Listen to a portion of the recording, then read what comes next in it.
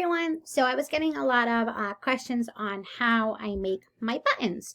So first of all, I use Google Slides, and I find Slides is really great because if you create a Google Slides in a non-school domain account, parents don't have to sign in, kids don't have to sign in. So I feel like disseminating information to my kinders through at least 3rd or 4th grade, it works out really well in Slides. So you can put links in a lot of different ways in Slides. You can grab the link and put it right in, and it will generate a preview button.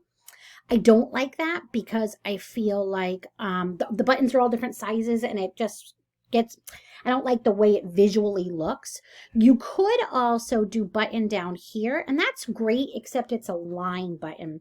The reason I like this is that it's good for little fingers. So it's visually easy for my early learners to understand that that's the button you push on, and fine motor wise, it gives them a big place to be able to put their finger or their cursor, depending on what device they're using. So I'm just going to walk you quickly through how I make them. I do mine in Google Slides. You could use Google Drawings. I like to be able to keep a list going like this. So you can't do that in Slides. It's a one-off. So I like to be able to copy and paste, copy and paste, copy and paste. So what I would do is I would create a new one, and you could go and you would choose that you want a transparent background. And so that means it's going to download clear. The background is going to be clear. Then I go to shape, and I like to do circle. I've also done squares before. So I do a circle here. Here we go. And so I center it on the page. And then I come up here to my fill color, and I'll pick a color scheme that I want to use. I'm going to go with this right now.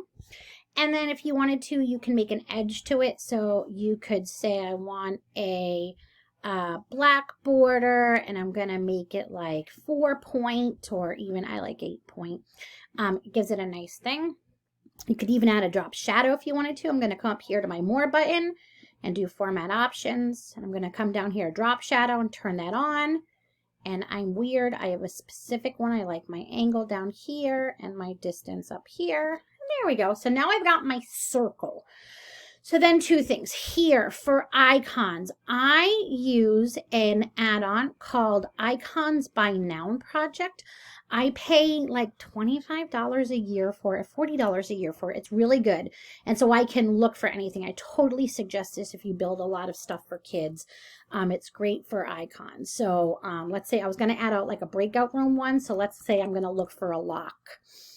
Okay, I'm going to come back up here, and so I could have this lock, and then I'm going to move my head for you so you guys can see. So when I would click on it, let's say I like this lock, I can use whatever colors I want to, and I can go in here and I can choose the depth of the color, and I can actually grab like the color link code, and then I can insert icon, and I can bring it in here. And I can add text to this if I want to, go up and add a text box, that sort of thing. Now, let's say I have the ones where I have the pictures, okay? So what I do is like here is ABC Paint. I go to Google Images. I click on the one that best is an icon. And then I just click and actually drag it up here and drop it in. There's a lot of different ways to do that. I could have saved it to my desktop, but I can bring it in. And that way, no matter what size the picture is of the item that I want to link to, the circle makes it uniform. So from there, I would do a file, download as a PNG. I like PNGs, it's the quality of it. And then I would come up to my Makerspace, and you can drag it right in.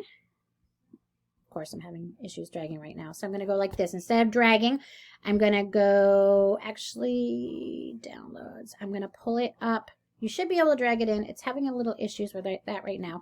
I'm going to open up my Finder. I'm on a Mac, and I'm going to go to my downloads. And I'm going to grab it right here and drag it in. If you had it on your desktop, you could drag it over. Then you can size it. Always look up here at your preview to see what it looks like.